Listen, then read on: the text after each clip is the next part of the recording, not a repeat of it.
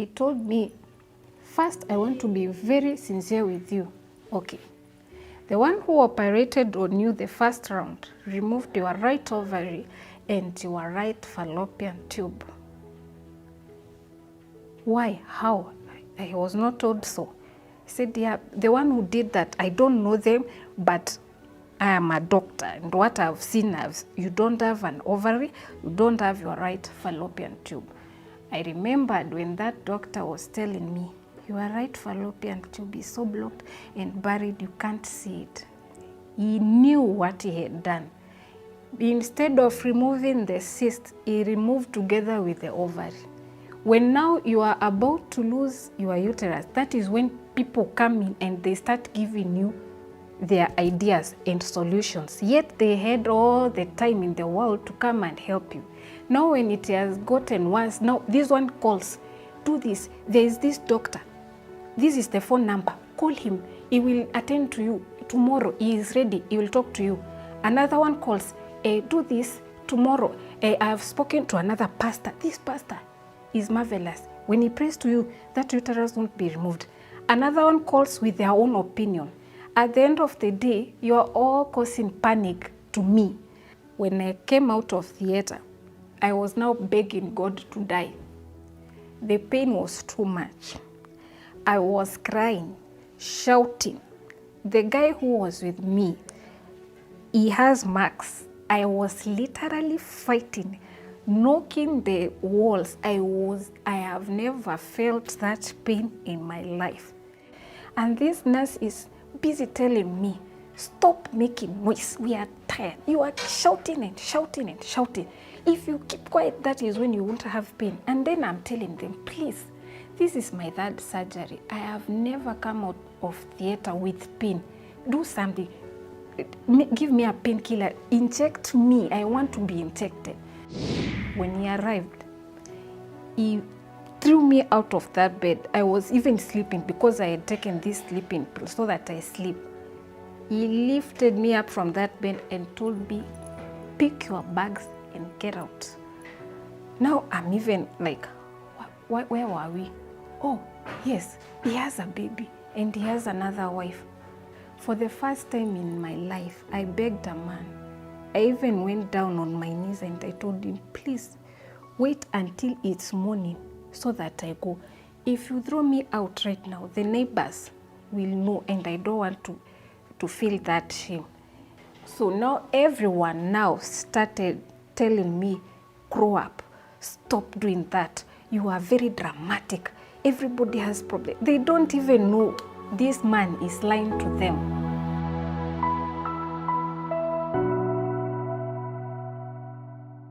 So my name is Irene Wambua. I'm 32 years old, married for 11 years, but my marriage came to an end and I was left by my husband because I could not conceive.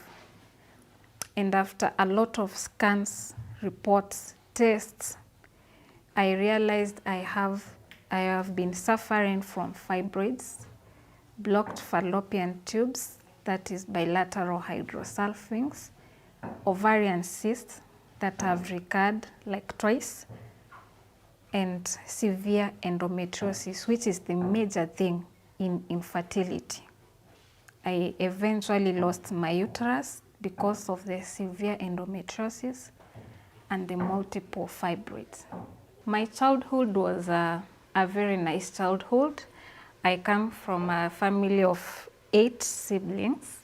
You know, we girls, when you finish school, that adolescent part, you feel you are the most important person in the streets. So I walked out, of course, with my parents' blessings, and I came to Nairobi and I started looking for work. So in between looking for work, I got this charming, handsome, very cute guy, and I immediately fell in love. Yeah, you know, there's a difference between loving someone and falling in love.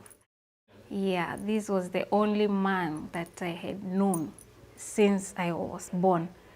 I literally was looking for him. I could not sleep And eventually he also fell in love with me. At that time, that was back in 2009. I was very young in marriage, but love had blinded me. All I wanted was to be with that man. No, I could not listen to anyone. So after come 2010, I decided to do the shortcut, which is not advisable. But I went and started living with him. So due to pressure from my parents, I had to take him to my home place, and we did a very minor introduction. So my family got to know him. Then we went back. I continued living with him. This time he took me to his home. I saw he is from a single parent. So he introduced me to his mom. Then we left back to my place. So at this time, I was really pushing him to marry me in the right way because we had already started living together. So I would keep on pushing him, let's go back home. When are we going back? Let me meet your sisters. Let me do this and this. But he was taking his time. So 2010, 2011, now I really wanted him to marry me the official way. So at this time, as a woman, I was curious, why am I not getting pregnant? I see all my age mates, they are getting pregnant, but I'm not getting pregnant. So that got me thinking a lot. At this time, he had stopped the thought of going home again for a second introduction. It's like he sensed something was not adding up. So 2012 came and went. 2013, mid-2013, now it was serious for me. I was now not understanding what is happening. And he too had started sensing there is a problem. So every time I would have my periods, I would die and then resurrect maybe after the 8th day. I would bleed. I would cry in pain. But I could not tell anyone. I could not also tell him. He used to get bored with me telling him I'm in pain. He did not like that kind of stuff. So one day I decided to go to the hospital and I asked the doctor, what medicine can you give me so that I don't have painful periods? And he told me I will go and do something called ultrasound. Now I'm very fresh. I don't even understand what is an ultrasound. So I went and had the ultrasound scan, and the same day, I went back to the doctor and gave, no, I was not patient at all. At this time, I was speeding everything. I just want to get pregnant and secure my marriage. The thought of my husband leaving me or another woman chipping in would really mess me up. If only I could get pregnant, then I would not lose him. So at one point, when I returned the results to the doctor, he looked at the results and said, you have a mass inside your uterus and it's 3 centimeters. So I asked him, so how many centimeters do I need for that mass to be big enough for me to be pregnant? And he told me, you do not need to have that mass at all. It's not supposed to be there. And I asked him, what is a mass? And he told me it could be a fibroid. I said, wow. And what do I do with it? You need to come back for another appointment and you say a gynecologist. I said, okay, can I wait for him today? He said, no, go back, we will schedule an appointment for you. Fast forward, I went and I saw that gynecologist. I was just asking him, I am in the hospital, I'm supposed to listen to him, but I'm the one asking him questions. Why don't you do this? How about you give me medicine so that maybe it shrinks? And he said, unfortunately, I wish I could, but I can't. So he said, for me to confirm if that mass is really there, first of all, it's very small for you not to be pregnant. Second, it is the one probably making you have painful periods and overbleeding. I said, yeah, so what do I do? Let's do another scan, and this time, this scan will confirm if that mass is really there, and we will know about your fallopian tubes, because this mass can't make you not conceive. I actually asked him, do those people who have that mass you called a fibroid, are they the ones who are called barren? I did not want to hear that word barren, because now I was so worried. So I went to this facility in Nairobi. By the way, if you know you work in a hospital or any facility that deals with handling a human being, you better be in good moods or have that heart of helping people. Because by the time that person lands in your facility, maybe they have gone through a lot. And at this time, I was hiding it from my husband. I did not want to scare him. I did not even tell him I have a mass. So I went to this facility and I was to be done a scan called HSG. For those that have done that scan, they don't need to be reminded about it. I thought it's something that I would go, they check, I go. So I went, and the first thing you get into to the receptionist, very two beautiful ladies, but they can't even give you the audience. Very serious doing their stuff. So I'm like, hi, no response. So I stood there until one now decided to look up. Yes. So I produced my request form and I tell them I'm supposed to have that scan. So she looks at me again and she's like, when was the last time you had your periods? I had been coached by the gyna that it's supposed to be done 10 days after your menses. So I told them the date, it was correct. So I paid some cash and I was told to wait. At that time, there's a medicine you are given and you wait for at least 2 hours. They were the longest 2 hours in my entire life. So I went and I had the HSG scan. The person who did the HSG scan, it was, of course, around 7 years ago, but I can still see his face. A very rude man, old man. I always thought that old men are the most gentle. That man was very rude. So when he's doing the scan, for the first time I'm being told to remove my clothes. I am like, no. Remove. I removed. I was being assisted by a lady. After I was done, I was told, now you need to spread your legs. I refused. They told me, in this, what we are doing, by the time we finish, you will not even need to be told to put your legs apart. You'll do it on your own. I'm already here. Now that is not something you tell someone. I wish they would have been nicer. So when that radiologist started doing what he was doing, I was crying and shouting in pain. So at one moment, when he was struggling to push in the dye, he said, let me look at your tubes. They are blocked. Huh? I heard him say, my tubes are blocked. Oh, wow. I even stopped feeling the pain.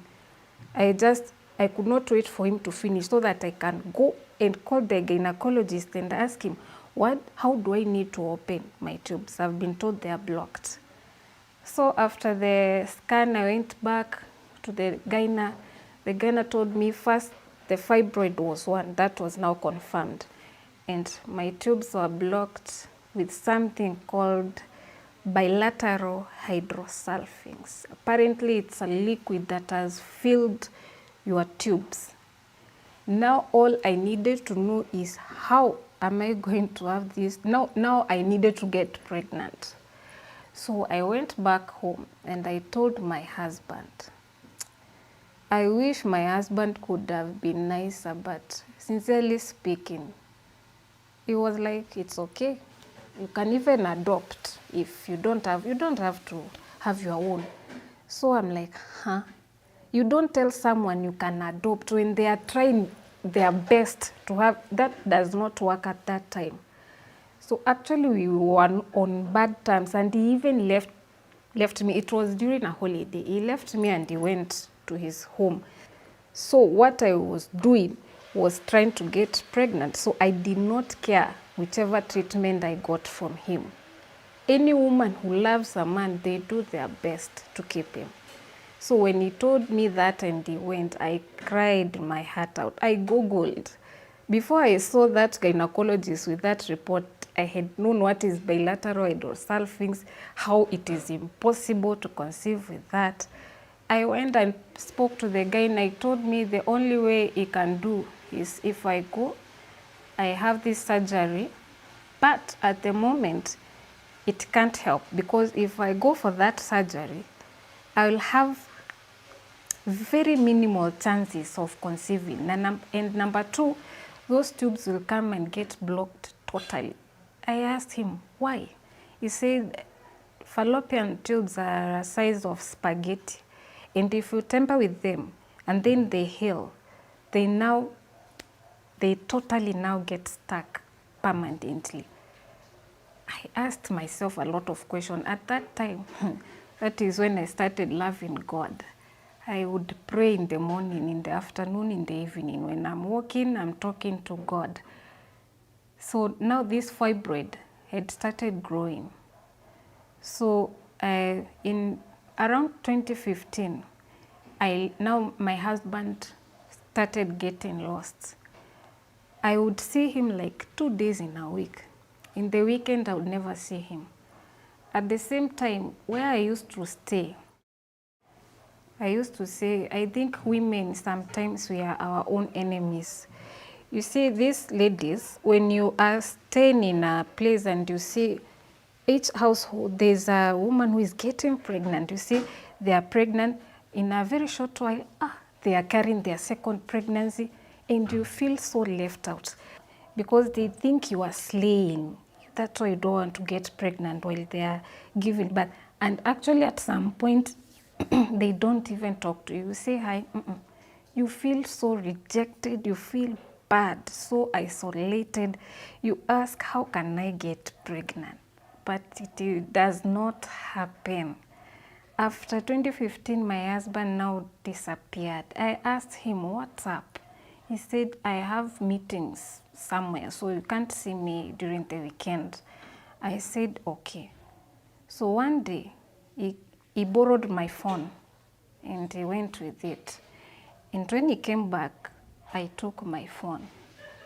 But he forgot to delete some photos. So I saw a video whereby he was holding a baby and talking and feeling very nice in a different house. And I remembered the face of that baby. I used to see it on his cover photo, and he had told me his sister had given birth. So I even felt bad because I said, wow, I wish it's mine. I wish I can give him that baby so that it's our baby. So I really need to have this baby. Wow. So when I asked him, he said, I told you it's my sister's baby. And at this time now, he had started getting violent.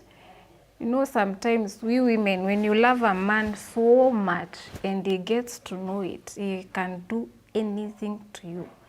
At this time, he knew he was my savior. He was the only thing I loved. So he would do anything he wanted with me. If I spoke anything or anything or shouting, I would be beaten or get some several slaps. So now I have seen this baby, but I did not believe. One day he went and he really stayed like a week without me seeing him. So I took my phone and decided to call one of his sisters. That sister, I asked her, where is so and so? And she said, he is with his family. I asked her, which family? He got married and he has a kid. He's moving on. He told us you separated a long time ago. And he even took the wife to the parents. That's the one we know right now. I'm very sorry, but he said you separated a long time ago. My heart started pumping very fast. My legs I could not stand. I started sweating. I was alone in that house. And funny enough, my periods were late by 7 days. So at that moment, you know, I'm in that panic mode. My own man, my soul, he has a baby and a wife who already is introduced to the family. I did not even cry. So I took the phone and decided to call him. I called him. By this time, I think the sister had communicated to him. He did not pick my calls. But he was very mad because I had reached out to his sisters. I went and I said, before I do what I feel like I want to do right now, let me go to the hospital because my periods are late. You never know, maybe I'm pregnant. This is the day God wanted me to be pregnant. So I went to the hospital and I lied. I don't have a full bladder, so that they do the blood test. Maybe it would be more effective. They did the blood test. I was not pregnant. I said, okay. I had some sleeping pills by that time. So I went with the sleeping pills at home. Before that, I called one of my sisters and I told her, so and so has a baby somewhere else, and I did not know. This time I'm crying and she tells me, pack your things and go home.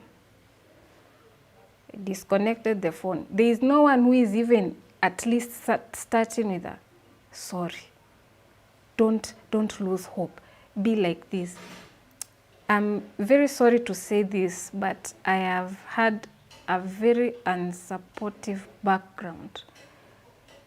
So I have been used to keeping my own problems and not talking about myself to anyone who knows me. Actually, I feel better when talking to strangers because I think they can't judge me. When I called my husband, he said he is not coming, and it's true. He's now giving it to me straight. And he feels it's not working, so we should just separate and I should just pack and go home.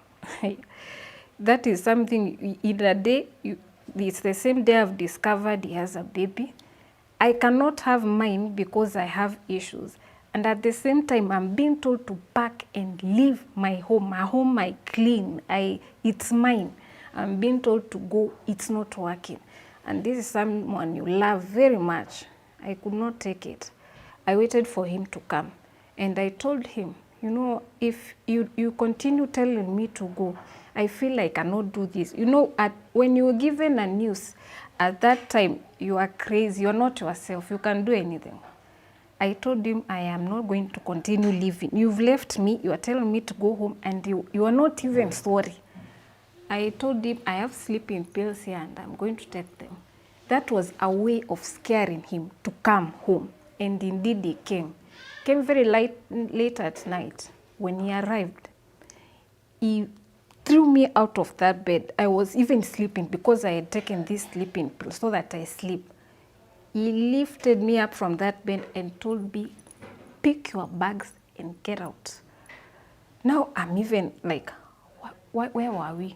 Oh, yes, he has a baby and he has another wife. Oh, hey, so how now you start questioning him. Why did you not tell me you have a baby?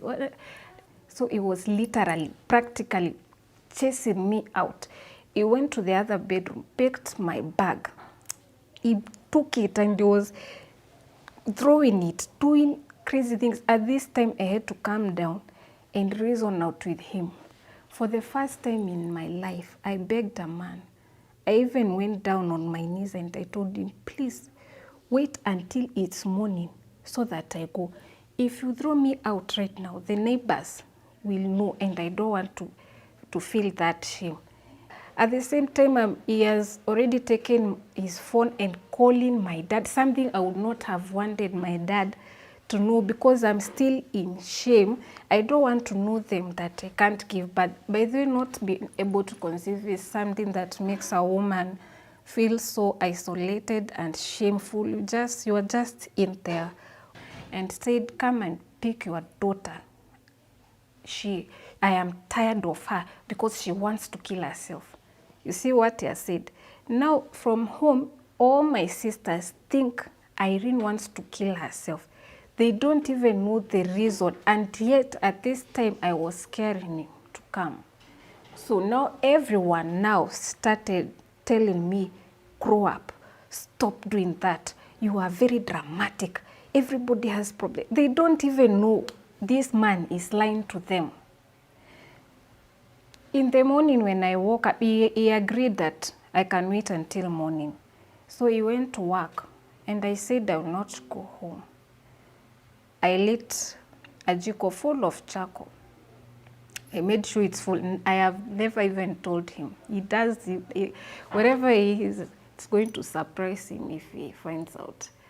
So I lit up that jiko and I put it inside the house and I closed the doors and every opening in that house. And I put it in my bedroom. And I took those sleeping pills and swallowed around, if not 16, 20, between 16 and 20. And I said, I cannot keep on crying, no. In fact, at this time, I was not dying because I can't conceive. The fact that he was leaving me, I could not take it. So I took and I slept. I woke up in the evening around 6. I could not see. My head was in a lot of pain. I was vomiting, throwing up. Then I realized even the jiko had burned totally. There was nothing in that jiko. That's when I remembered I had tried to commit suicide and I did not die. Immediately I saw my phone call. It was someone was calling. It was him. So it was like, have you already left my house? I told him, no. Now I'm even confused. I don't know if it's morning. I thought it's morning.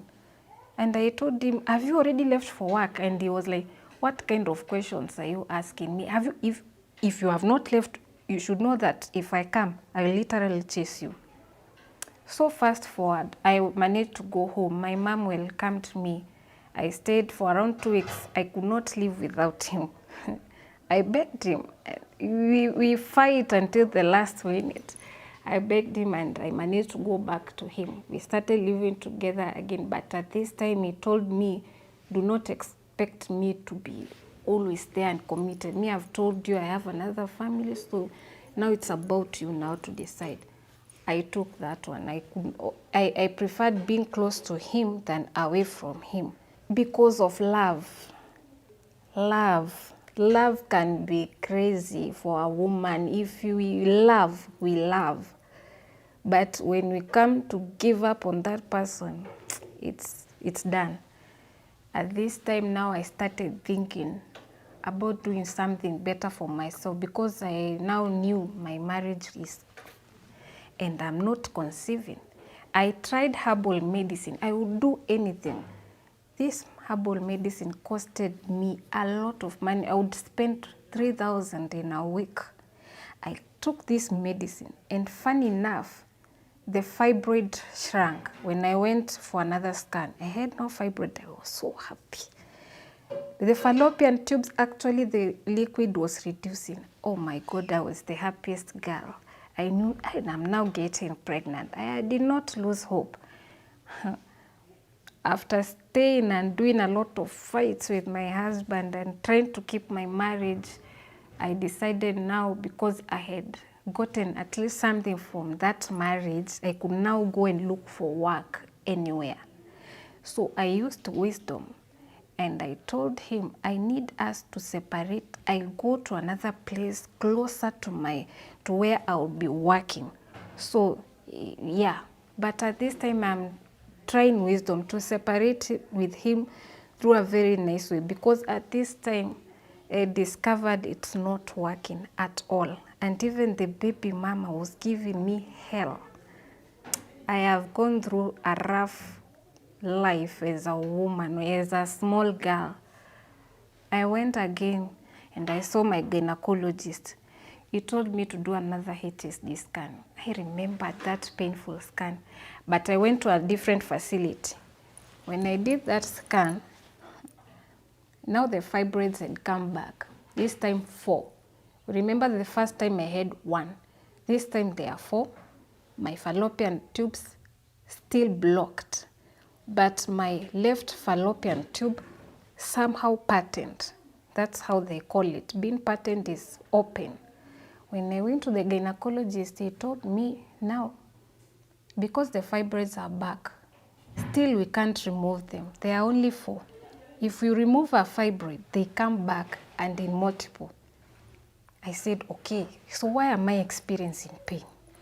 I went in for another ultrasound scan.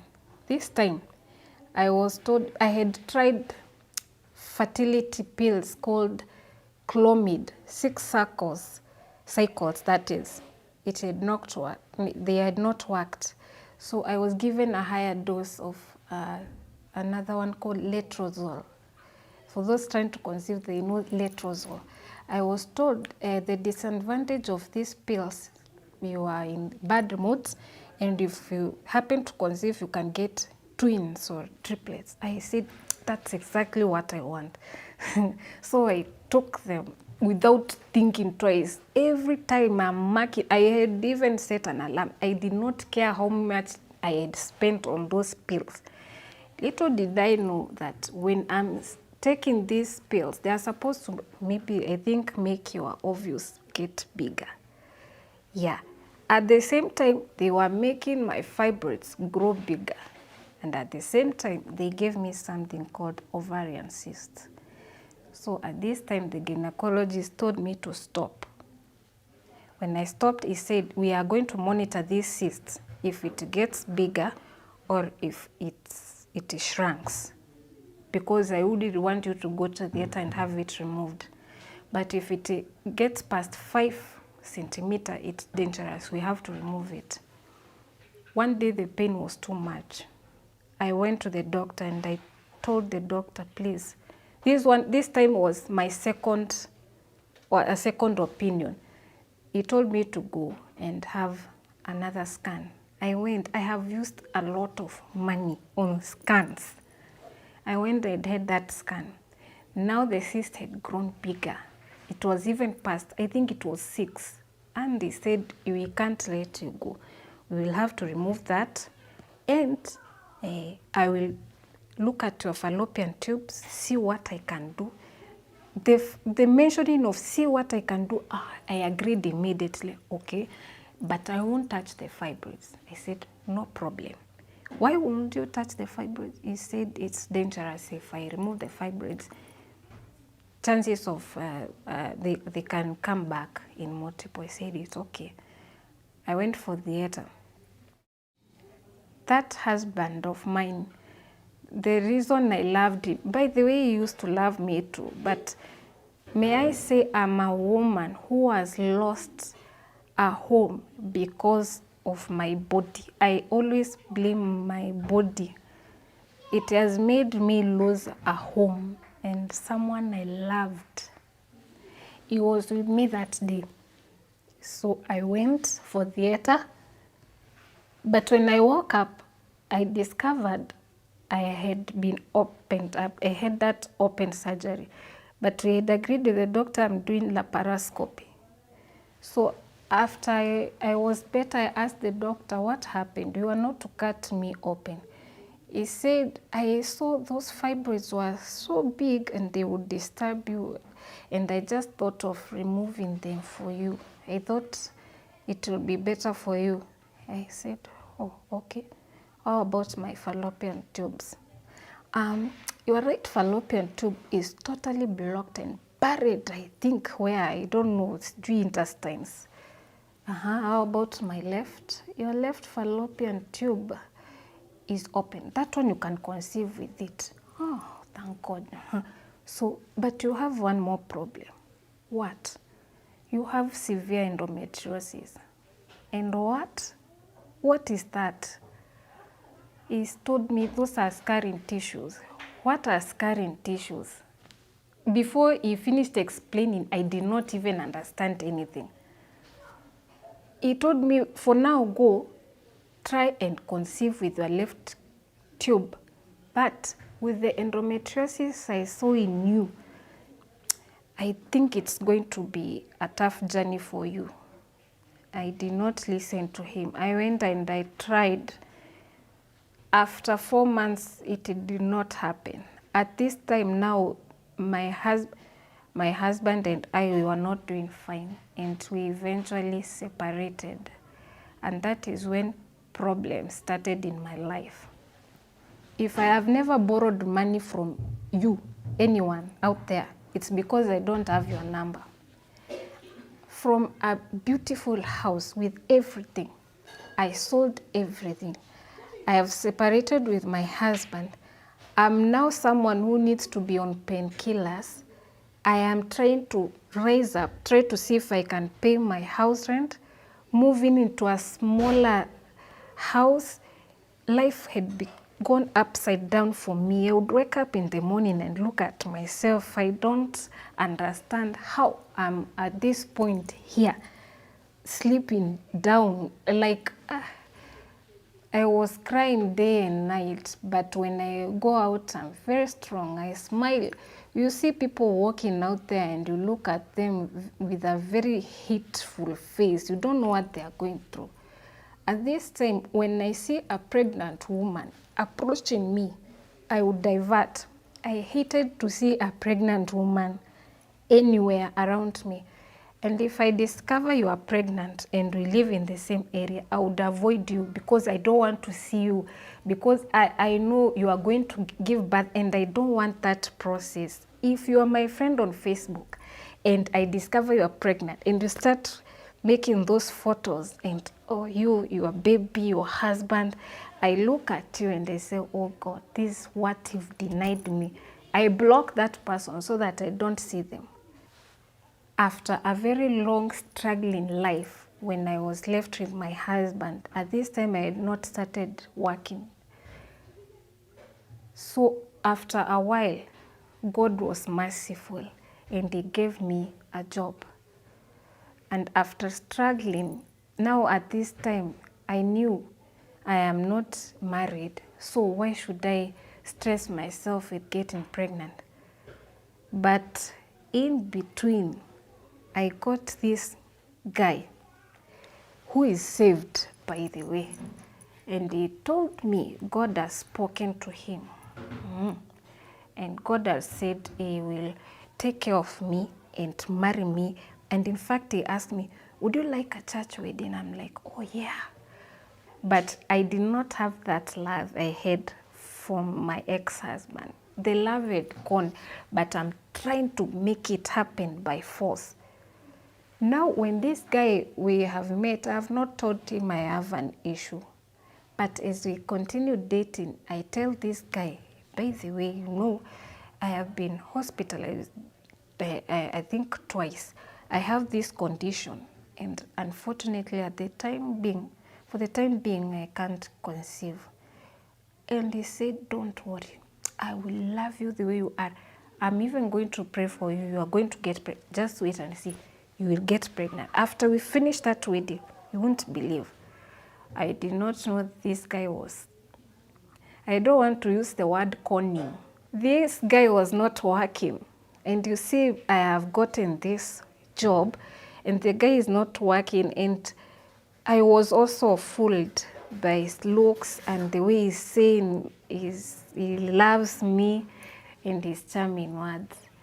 By the time I realized I was doing the opposite, I decided now to stay back and see how it goes. And unfortunately, or funny enough, he did not follow up on me. So I thought, oh wow, it was all about my money. It was not about me. This thing pained me a lot. Now I started hating myself. I started feeling bad, so bad. But God loves me. He used people. God has used people who have taken care of me. You see, when I was with my husband, he was the one taking care of me. He would pay my NHIF bills. And when we separated, I even put my NHIF card somewhere and forgot. And I said, I can't pay for that on my own. But God used a very nice person who paid every shilling for that NHIF. He tried all his best. I can call him like as someone who is God sent. And I know maybe we'll come through this. I am so grateful. He paid for every scan, every ultrasound, anything that I needed in the hospital to know what is my problem, until the last minute when I was told, now my fibroids have come. Remember, I had been, 4 of them were removed. Last year when I was going to work, it was very early in the morning. You know, when I wake up, I used to take 3 types of painkillers. Immediately when you wake up, painkillers.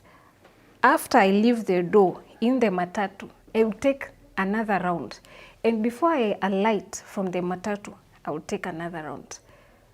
This time, I took those painkillers. They were not working. I was like, what is happening? But I do this every morning. The pain was too much. So I went to the matatu. But before 15 to 10 minutes, I collapsed in the matatu. So from what I gathered later, when the matatu now, the passengers told the conductor, there is someone here who has collapsed. So a lady came and took my handbag, and she looked at another bag I had. That bag I had packed my lunch and anything I needed for the day. So they took my phone, and the lady called my niece, the last number that God made me not to have any password on that phone. So she called, and my niece picked, and she was like, do you know a brown small girl from a certain place? We are coming from a certain place and heading to town, and she has collapsed. And she was like, oh yeah, is she like this and this? And she said, yes, she's my auntie. Where are you? What has happened? And all that. So she took the phone. Now the passengers had to come out of the matatu, and the matatu reversed back to a hospital for me.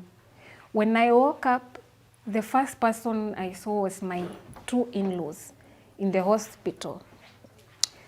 Now I was asking myself, where am I? I see white people, the nurses and the doctors surrounding me, and I thought, I'm in heaven. No, I'm dreaming. No.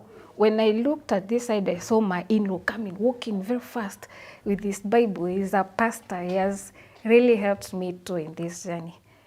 Then the pain started, and I remembered, wow, I was in pain. I was shouting in that hospital. I was in the emergency room, and I was crying, shouting, standing on the bed. I was doing all sorts of things. Immediately when they saw I have an operation, they decided to do a scan. And when I had that scan, I was told, the person this is another person now, who should not be working in a hospital, a radiologist. I don't know what is wrong with them. So he is doing whatever he's doing, and then he's saying, do you have any kids? No. I think you should go and have your uterus removed. Huh? Why don't you have your uterus removed? Kitu itakusumba. This thing is not making sense. It's so damaged. I even sat down. I remember sitting down and I asked him, why? Do I have fibroids? Because I remember I had them removed. And they say, yeah, and they are multiple. There are too many. We can't even count. So I asked, how big are they? In fact, I found myself asking him, so the largest, because you know by the largest how big it is. So I'm asking him, how much is the largest? Instead of asking him, how big is the largest? I found myself asking him, how much is the largest? And he said, are you going to sell them? I said, oh no, I meant how big is the largest? He said, the largest I can see is 4 centimeters, and the others are very small, and there are very many. And if you stay for long, they are going to get bigger. And just go and have this uterus removed. I kept quiet. Oh, and you also have cysts. Huh? What cyst? You have an ovarian cyst.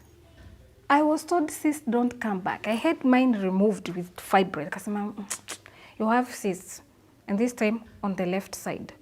But you are right, there are no cysts. Okay. I just said, okay. He finished, and I went and showed my in-law the report. I started crying, and the first thing I told him was, I don't want to have another operation. And he said, don't worry, you won't have another operation. Before we finished, I was told I collapsed again. And this time, I had to be taken to another facility, the one that I have registered with my NHIF. So when I went there and I woke up after theater, I saw my bag on the top, the side of the table. And I remember what is inside that bag. It is lunch. I had carried lunch. And I thought, wow, you wake up, you pack your lunch, but you don't know that day you will wake up in a hospital with your lunch there, but this time you can't eat it. Wow. I could not talk. I was so weak. And I had a friend calling my name because I had refused to wake up totally. I was still sleepy. I struggled to open my eyes. I could not. Now I remembered I was in the hospital. I have had that surgery. Now I had my friend calling me, Irene. Irene, I was so happy to hear a voice from someone who is not a doctor and who does not work in a hospital. I felt so good. So she held my hand like this. And before she took her hand, I refused with, I just wanted her to keep on holding me that hand. Sometimes in life, you don't need your money. You just need someone near you. That is all you need. Fast forward, when the doctor came to see me when I was being discharged, he told me, first, I want to be very sincere with you. Okay. The one who operated on you the first round removed your right ovary and your right fallopian tube. Why? How? I was not told so. He said, yeah, the one who did that, I don't know them, but I am a doctor, and what I've seen, you don't have an ovary, you don't have your right fallopian tube. I remembered when that doctor was telling me, your right fallopian tube is so blocked and buried, you can't see it. He knew what he had done.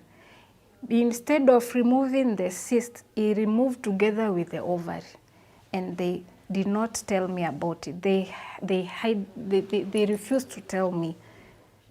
So he said, I have managed to remove that cyst. It was very big and it was so bad. I think it was coiling on my intestine, and that is what was causing the pain. But my dear, he tried with the sweetest words possible he could tell me. Please, I know you are a woman and you want to have children. You have very severe endometriosis. Hey, okay. And your uterus is so damaged. You have a lot of fibroids. And I asked him, why can't you remove them? You should have removed one. He said, no. Number one, you are very weak. You don't have enough blood. And they can't be touched because they are very small. You can't remove. By the time you finish, you might not even wake up. So I asked him, what do I do? Go home, think about it. We don't have to do it now. Eat, be fine, relax. After 6 months, come and I remove your uterus. I did not say any other thing. I just say, okay. The only thing that I wanted was to go home. So I called my in-law who came and picked me. And at this time, I just wanted to be alone in my place. But I was smiling and I was so pretending I'm very fine, very strong. I did not even tell him anything. I was like, do you need anything? No. I went in the house. The moment I dropped my bag, and when I was walking in the gate, you know, my in-law is a man. He doesn't understand. And at this time, my family members are not around. So the taxi that is carrying me, imagine you are from operation and you are carrying your heavy bag and you're not supposed to do that.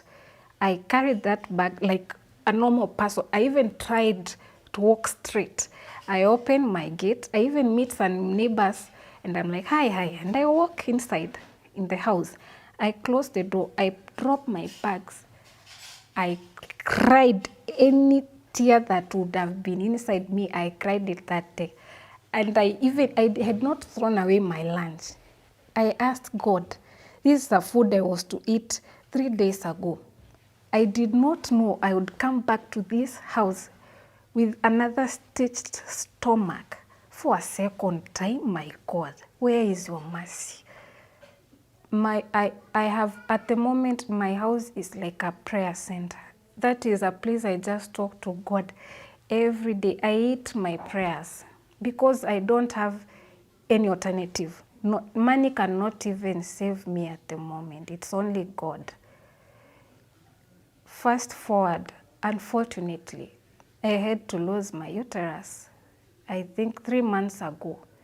The pain came back. It was too much. I went to the hospital. This created a lot of family misunderstanding. They thought I was creating drama. They thought I was joking. They did not understand the problem I was in.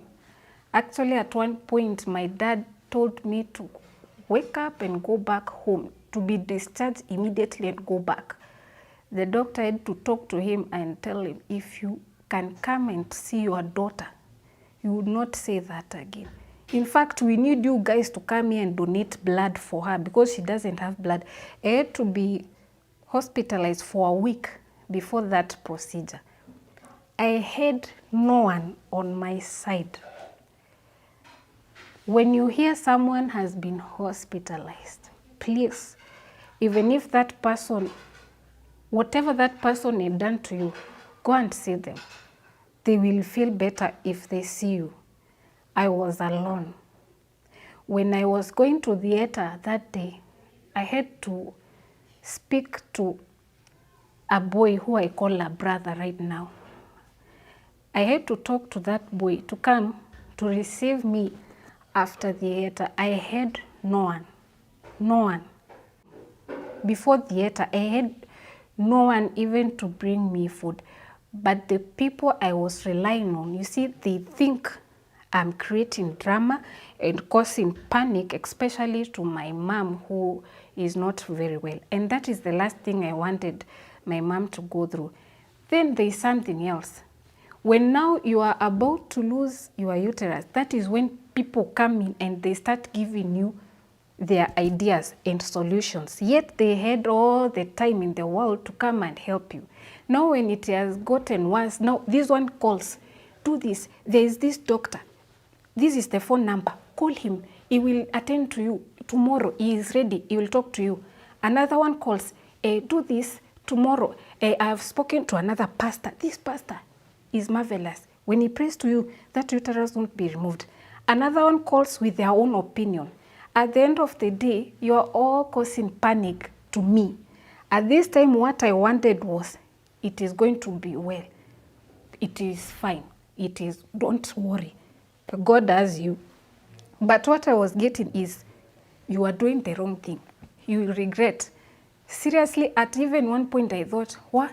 Maybe I should listen to these people. I might go in and even not come out because maybe it's a sign I should not do it. But at the same time, I'm in a lot of pain. If you see a woman ready to lose her uterus, do you know her uterus is my life, my generation, my everything.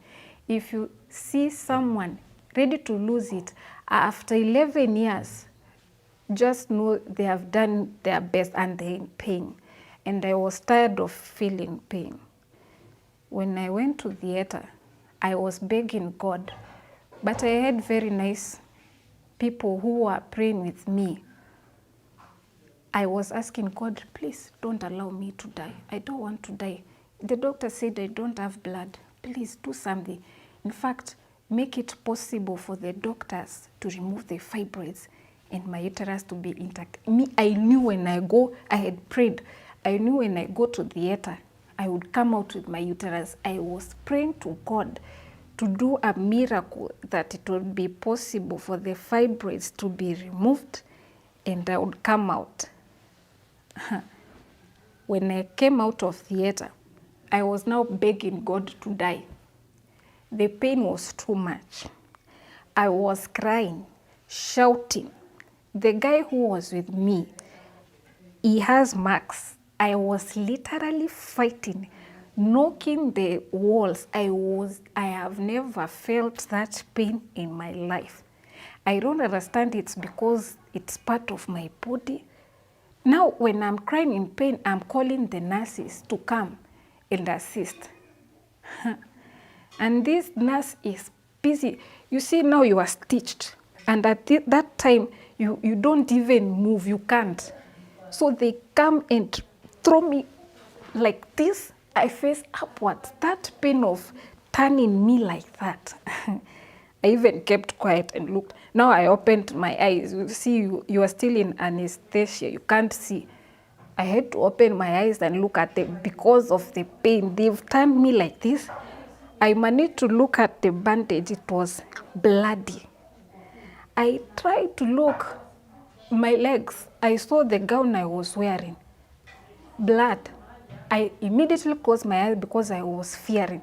And this nurse is busy telling me, stop making noise. We are tired. You are shouting and shouting and shouting. If you keep quiet, that is when you won't have pain. And then I'm telling them, please, this is my third surgery. I have never come out of theater with pain. Do something. Give me a painkiller. Inject me. I want to be injected. And she said, we cannot inject you. We've already injected you. Wow. I wanted to die at that time. I saw water. You know, you're not supposed to take water. I was waiting for the opportunity that they go and I take that water. I was tired of pain, but they were not understanding me. Now, imagine you've been operated on. Something has been removed. And now, there is something that is inserted inside you. I've never understood up to date what was that. Because during that time, they were making sure they've inserted that thing to enter well. But I said, what is that? And immediately they stepped, I managed to hold that. I don't even know what it was because I held it and I pushed it. And the moment it fell on that bed, I felt relieved. Because I don't know what it was, but it was part of what, if it is a pad, they should just have given me a pad, but not to inserting those things inside me. When I pushed it outside, I felt better.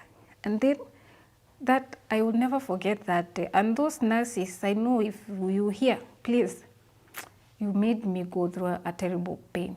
And making sure the catheter, by force, they were just doing what they were because they had not even seen any family member. I was alone, so they did not care. So I imagined if maybe someone was with me, they would have treated me with caution. But no one was there. And after I was fine, the doctor came and he explained to me. I was even showed the uterus and I saw the fibroids. It was looking bad. And he said, you see now, Irene, maybe God decided you'll never have children. And there's nothing you can do about it. You can adopt. Believe me when I tell you right now, telling someone they can adopt does not make them better. No. In fact, you are just reminding them of what they are facing. He needed to organize for a counselor for me. I refused. I think I've been shaped up by my problems until I'm the one who counsels people right now. I have tried. Yes, there's sometimes I go into depression. You wake up in the morning, you look at yourself, you ask yourself questions, you answer yourself, and then you are like, wow.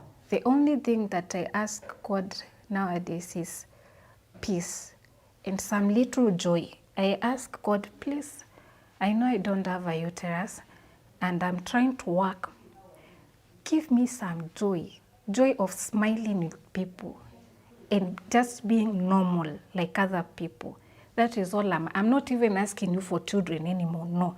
I'm not asking you to refund my uterus, no. I just need joy and peace. That peace of feeling you're okay. And when I think too much, I think about the positive side. I say, okay, I don't have my uterus, but at least I don't have to have painful periods. I console myself. And then I say, I don't have to have labor pains.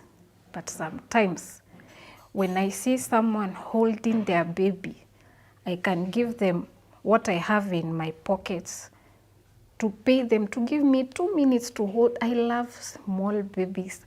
When I see someone holding hers, I even smile at them so that they can see I'm friendly, and then maybe they just give me that baby to hold. Or if I happen to sit behind someone holding a baby, I stare at that baby until they alight or I arrive, and that way. I have come to accept myself and what I have gone through. It was bad. I've gone through that journey alone. I asked God, losing my uterus is one thing. Did it have to come with a top-up of rejection, frustrations? No one is understanding me. All I needed was a shoulder to cry on. I think up to date, the only one who understood me was my mother, because old as she is, she managed to come to the hospital and saw me. So when she would walk in the ward, I would try and put a very smiley face and show her how strong I am. But I was very weak, very small. So she would just encourage me and tell me to eat. I'm eating, there is no appetite. But do you know something? When everyone you need leaves you, God connects you with other people. If 10 people leave you, at least there is one, only one, who won't.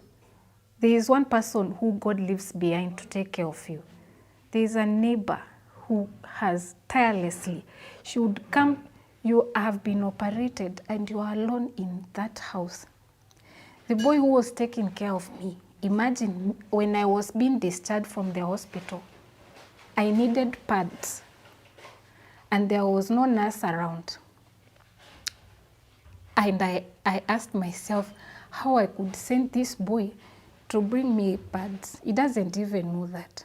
I could not. Then, you know, at that time, you can't even have any innerwear.